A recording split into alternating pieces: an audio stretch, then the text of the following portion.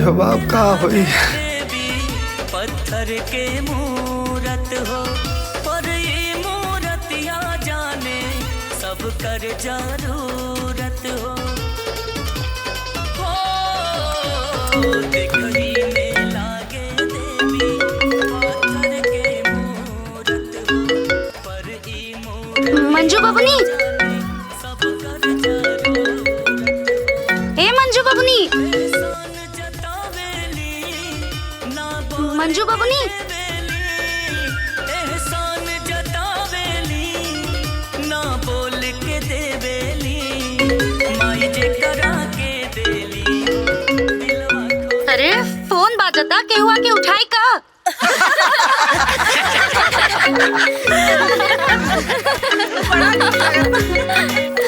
अरे के उठाई, फोन बाजता।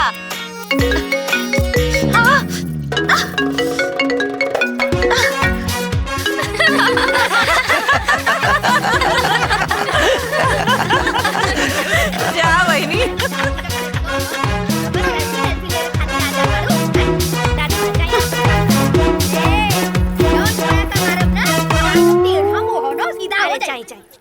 अरे चल जाने कहाँ से आ जाले इंसान।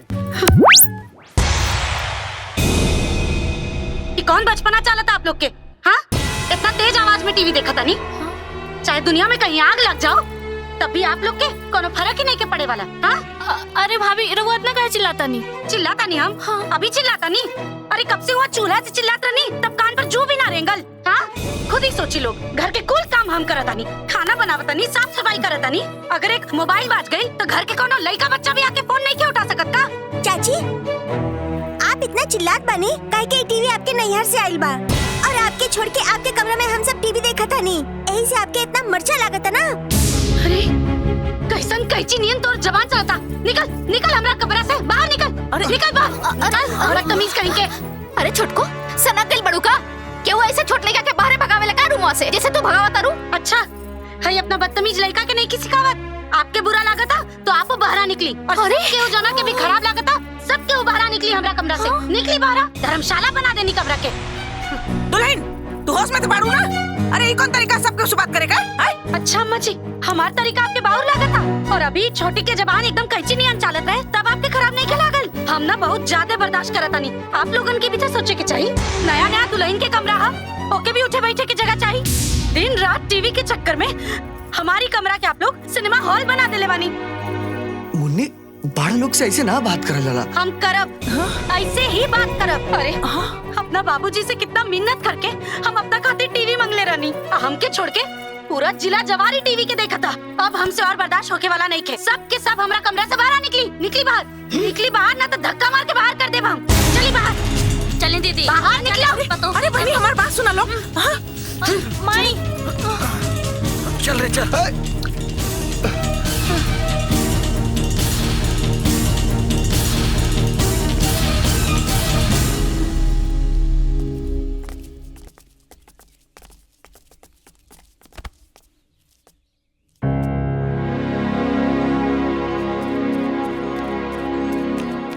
बाबूजी पता न का दिमाग के ना काम करता, पता न का हो गला हमरे समझ में ना आवता। अरे बहनी हमारी बात सुनी, अरे बहनी हमारी बात सुनी जी। हाँ? ना ना हमारे ना पुतोह के बात का बुरा मत माना लोगन। ना हम आपके घरे ना आए, आपके पुतोह के बात सुन के बहुते बेइज्जती महसूस भइल बा। जाता नहीं सन अम्मा जी, ना आवल जी रहो टीवी देखे। अरे बहनी, अरे हम ऐसा पुतोह के ना बोले के चाहत रहे। अरे भार में कैसन ससुराल, इतना बड़ा बेइज्जती हमार का बुनाई भइल रहल। अब ताके ना एक तोरे घरे। हां जी सही कहा थी। आज हम बहुत आप करो कतरे पर आप ना रोको। अरे तोरे नैयर वाली भइल रहलू। चली जी चली। और हम ना रुको, चली। अरे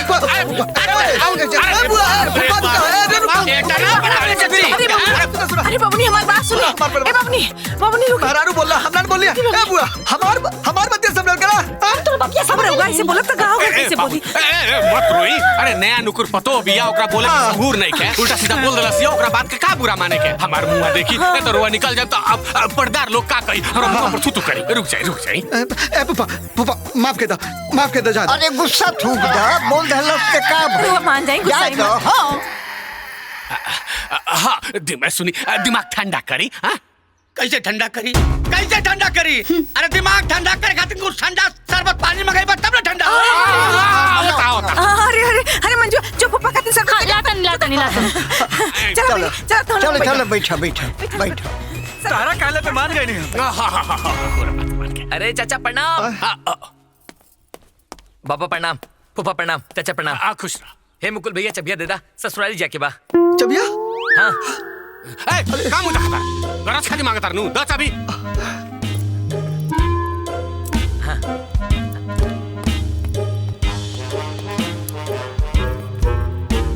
रुकी।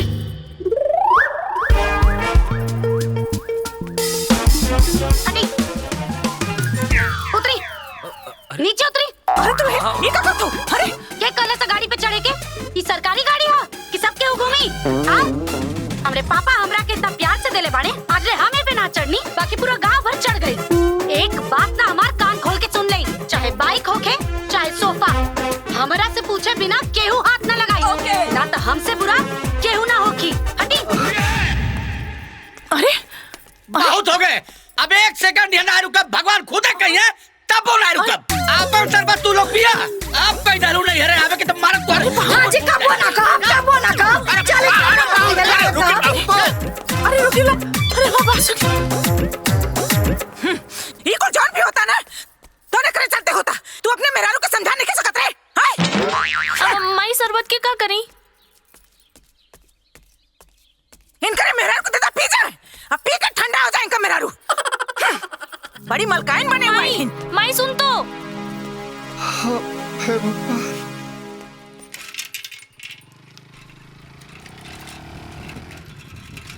ए भाई 2:30 बजे वाली बसिया गई ना बाहो? ना ना ना। अच्छा अच्छा ठीक बा। ए चाची तनी हाई साइकिलिया देखत रहिया। हाँ ससुरारी जातनी सांझी के तो ले ले अब। हाँ ठीक बजा। हाँ ठीक बा। ए भैया मगनिया के बाइकवा नहीं मिलला का? मंगनी के बाइकवा? अरे जवन कल यहाँ कहत रहला ससुरारी जाए बा मुकुल के बाइक मांगले बानी। अरे मर्दवा का बताई, मुकुलवा के मेहरारू अरे केहू की हिम्मत नहीं खे कि ओकर नैहर वाली बाइक केहू छू दे। का कहा? अरे एकदम सबके ऊपर राशन पानी लेके चढ़ गए, सबके क्लास लगा देलस। अरे बाप रे। अरे भाई हम कैसनो अपन इज्जत पानी बचा के वैसे से भगनी। हाँ हाँ अच्छा अच्छा ई बतावा सही का तरह ना तू लोग? रुका 2 मिनट बसवा आवता। बसिया गलत ना देखा। हाँ, मजाक मत करिए लोग। ना ना ना ना तो मुकुलवा के मेहरारू के तरह ना हमरो मेहरारू हमरा पे राशन पानी लेके चढ़ जाई।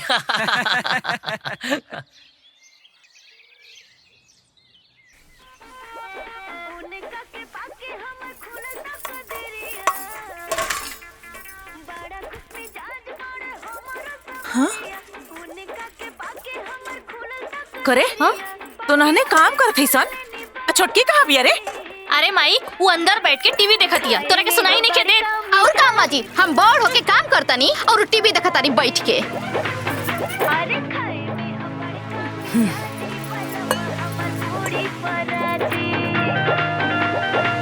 मुकुलवा, ए मुकुलवा, अरे सुनात ना? अरे यहाँ आई बे। कब है? इकुल घरे का नौकरानी ना नहीं चल रहे? आय तोर मेहरारू दिन भर बैठ के घरे में टीवी देखी तो घरे का काम न करी। आय अरे टीवी घरे में लगा लेलिन तो समझ गइलिन कि हम मलकाइन बन गइली का?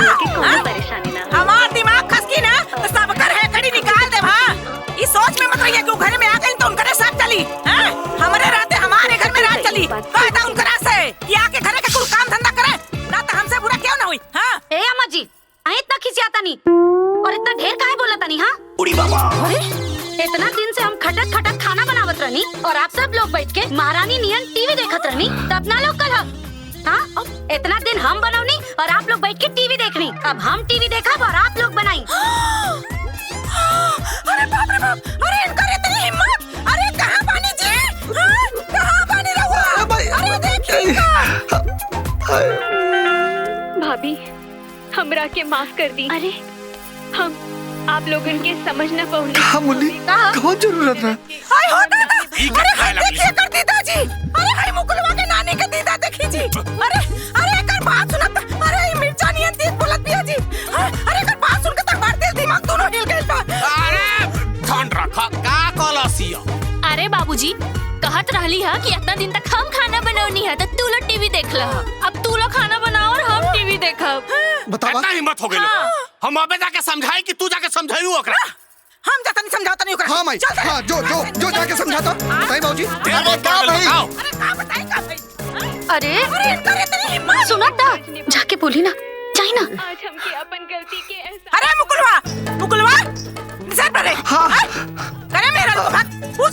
से पूछ की हुक्का चाह दिया अरे कहाँ है बनती रहो एक वही के बात दहेज देले बा भला बतावा हो मोटरसाइकिल में ताला बंद कर देनी सोफा रख के ताला बंद कर देनी और टीवी उठा के और अपने घरे में लगा लेनी अरे बेटी पता क्या बोलती है उनसे पतो बड़ी तो पतो बन के रहा ताला सगरो मत मारे हां काहे ताना ना मारी अम्मा जी काहे ना ताना मारी हां हमरा नैहर से आइल सामान के केकरा कितना दर्द पीड़ा बा कुल देख लेनी हम अरे अपन दर्द पीड़ा दिखावे के चक्कर में हमनी का मान सम्मान खा जाइबू का न ससुर का मान रखत बा न भसुर के अरे हम ऐसा का कर देनी कि आप सब लोगन के इतना मर्चा लागता हाय हाय हाय हाय हाय अरे बाप रे बाप बड़ी सती सावित्री पर लगन की कहा देनी हां अरे गांव भरे के सामने मोटरसाइकिल का चाबी निकाल ले लो अब क्या करबू हो हां त काहे ना निकाली अम्मा जी कि पूरा दुनिया जानता कि फोकट में मिलल सामान के कोनो वैल्यू ना होला अरे बाप रे बाप खूंटे कटिया के घूमे कि करे डाल के घूमी हां घूमे चाहे ना घूमे बाकी हम तो घूमबे करब समझ में आ गई ना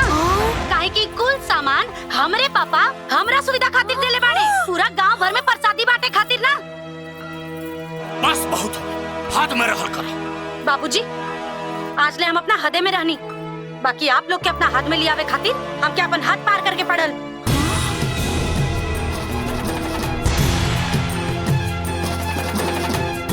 मुकलवा समझाए कर के बहुत ज्यादा हो रहल बा काहे भैया काहे इतना बुरा लागता हां अरे बाइक के बांट के बैलगाड़ी बना देनी जब तब खराब ना लगला मुनी अब शांत हो जा प्लीज अब काहे शांत हो जाए जी पूरा गांव हमरा पापा के दियल बाइक पे अपना अपना ससुरारी घूम लेलस टीवी तो सिनेमा हॉल हो गई पूरा गांव भर में अपन शान बखारे के इतना शौक चढ़ल है तब तब पैसा से किन के बखानी लो ना तो फिर अपना ससुरारी से दहेज मंगा ली अरे ये मुकुलवा ये जरूर कोनो कांड करवाई बिल्कुल कांड होई बड़ होखे चाहे छोट सब लोग हमार बात कान खोल के सुन ला लोग हमरे पापा के दियल सामान है हमरा से बिना पूछले केहू भी होके हाथ ना लगाए अगर एकरा बात भी नाटक कईनी लोग तो गाड़ी मंगवा के कुल सामान लदवा के अपना नैहर भेज दे भाड़ में जाई घर के इज्जत और भाड़ में गई प्रतिष्ठा अरे बाप रे बाप अरे बाप रे कर देख ला लोगन एकर जबान कैसे कैसे नहीं कस कस चलता हां हमार बात कान खोल के सुन ला लोगन आज के बाद एकरा से क्या बात करी ना तो हमसे बुरा क्यों ना हुई हां कहता नहीं हम ना तो हमार मरला मुंह देखवा लोगन हां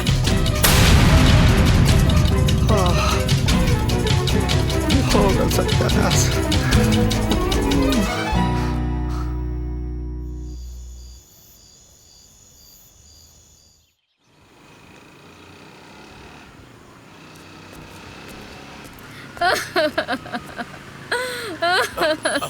बबिया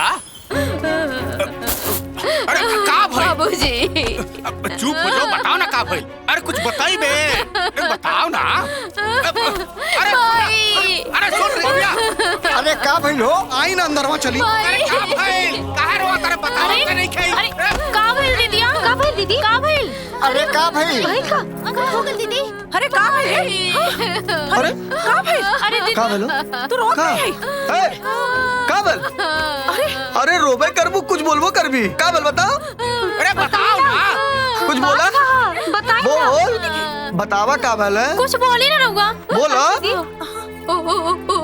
लोग हमके घर से भगा देलन कैसे कैसे भगा देले कहा था लोग हम कबो माँ ना बन पाई कैसे कैसे लोग घर से निकाल देलस रे करे के अंतिया अरे ऐसे कैसे निकाल देलस रे वो लोग कहते रहे कि उनका दूसर ब्याह कर दिए चुप हो जा अरे ऐसे कैसे दूसर ब्याह कर लिया हो हां ए जी फोन लगाई दे कर साथ फोन लगाई दे बाजू मोबाइल हलवा भला खा के दूसर ब्याह कर लिया हां फोन करे तरी ना हाय ले बात कर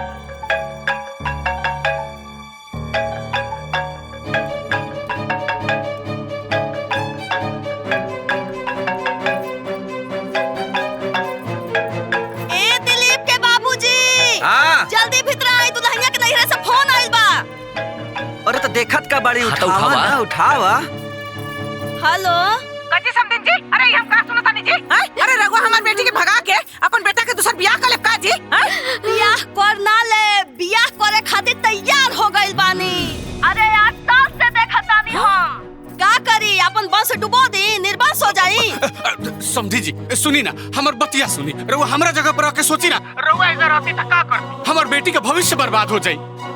तनी हम कहते वो तू समझा कि तोहरे बिटिया के का होई। तोहरा के अपन बिटिया के चिंता बा त हमरो तो अपन बेटा के चिंता बा। हमरा तो एक गो लइका बा, ओकर जिंदगी बर्बाद कर दी ही। रउआ ऐसा नहीं कर सकत। नहीं कर सकत? काहे नहीं कर सकत? के रोकी हो हमरा के? हां सुनी सुनी हमार बात सुनी। कहले के मतलब है कि झगड़ा के लिए कुछ ना हुई। हम कहतला कि बैठ के बतिया के सुलझा ले होला। तो हम लोगन के नहीं मालूम रहल कि ओकर बच्चेदानी में दिक्कत बा, कहियो माई नहीं बन सकत। तब जान के हम अपने लड़का के जिंदगी बर्बाद होके देई हो।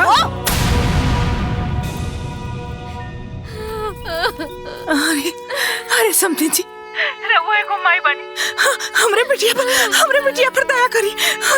अच्छा दया करके अपन वंश हम खत्म कर दी।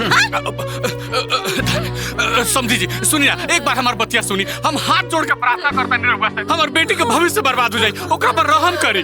ऐसन करी ना रउआ हमनी पर हम कर दी। काहे कि हमका अपने लड़का खातिर सोचे के बा, अपन कुल खानदान खातिर सोचे के बा। हम जवन करत आनी ना एकदम सही करत आनी। रखी फोन। समझी हमर बात मत सुनी, सुनी।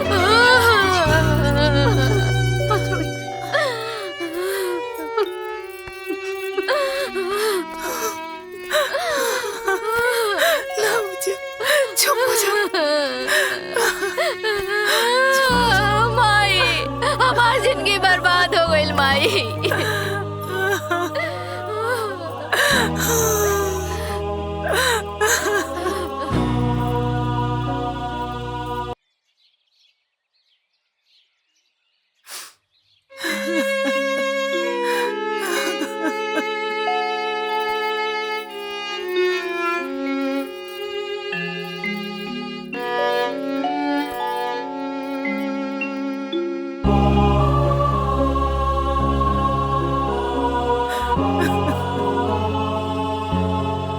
या फिर हमारे पहले के ट्रीटमेंट्स लाइक छोटे ट्रीटमेंट्स जो होते हैं IUI वगैरह फेल हो चुके हैं, फिर कपल को IVF की ज़रूरत पड़ती है। बेसिकली IVF को अगर हम कहें तो लोग टेस्ट ट्यूब बेबी भी कहते हैं। पुराने ज़माने में यही कहा जाता था। IVF शुरू करने के लिए हमें सेकेंड डे से शुरू करना होता है। सेकेंड डे फीमेल आते हैं, उनका हम इन्वेस्टिगेशंस बेसिकली एक बेसलाइन एंट्रल फॉलिकुलर काउंट करते हैं, जो कि एक अल्ट्रासाउंड टेस्ट होता है, एक TVS अल्ट्रासाउंड होता है। जी ओकर हाल हमरा से देख नहीं के जा, हमरे कुछ बुझाते नहीं के कि हम का करी। बाबूजी कुछ खात पियत नहीं के। हमके तो बहुत डर लगत बाजी, कहीं फिर से वो कुछ उल्टा सीधा न कर ले। तो का कल जाओ, तू ही बताओ ना का कल जाओ। दवाइया तो कर चलते बाना। बुझात बाकी वो रोद अपन जान दे दे। भगवान सब क्यों के औलाद देत बड़े, पता ना हमार बुझिया खातिर काहे अपन आँख बंद कर ले बड़े। भगवान पे भरोसा रखो, जब उनका चमत्कार होई तो सब ठीक हो जाई। अरे कब चमत्कार होई, हमार बुझिया का परार निकल जाई तब चमत्कार होगी।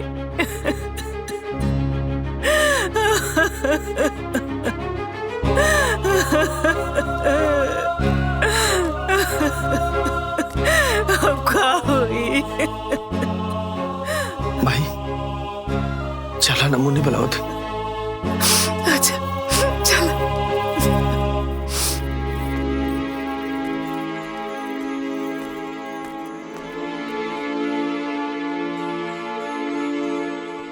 का ऐसा हो सकेला का दुल्हन? जी अम्मा जी, बिल्कुल हो सकेला। बाकिन ये कैसे संभव हो दुल्हन? किराया पर कोक? अम्मा जी ये संभव है, एक सरोगेसी कहल जाला अम्मा जी। औरत कोनो जरूरतमंद के अपन कोख किराए पर दे सकेले। मुन्नी ये सब गांव में संभव ना। काहे जी? का हमनी के गांव में विज्ञान नहीं खे? का हमनी के गांव में डॉक्टर्स नहीं खे? का IVF प्रोसीजर करे वाला अस्पताल हमनी के गांव में नहीं खे? सब कुछ तबाह। वो सब तो ठीक बा दुल्हन, बाकिन किराया पर कोक दही के।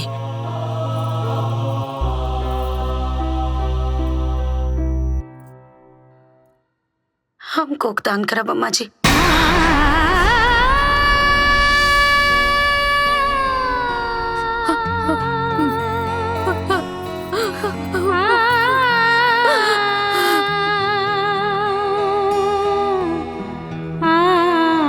अगर आप लोग की अनुमति होगी तो दीदी खातिर हम कोक दान करब। उनकर ये हालत हमरा से देखल नहीं के जात अम्मा जी, नहीं के देखल जात। तू धन्य बाड़ू दुल्हन, तू धन्य बाड़ू।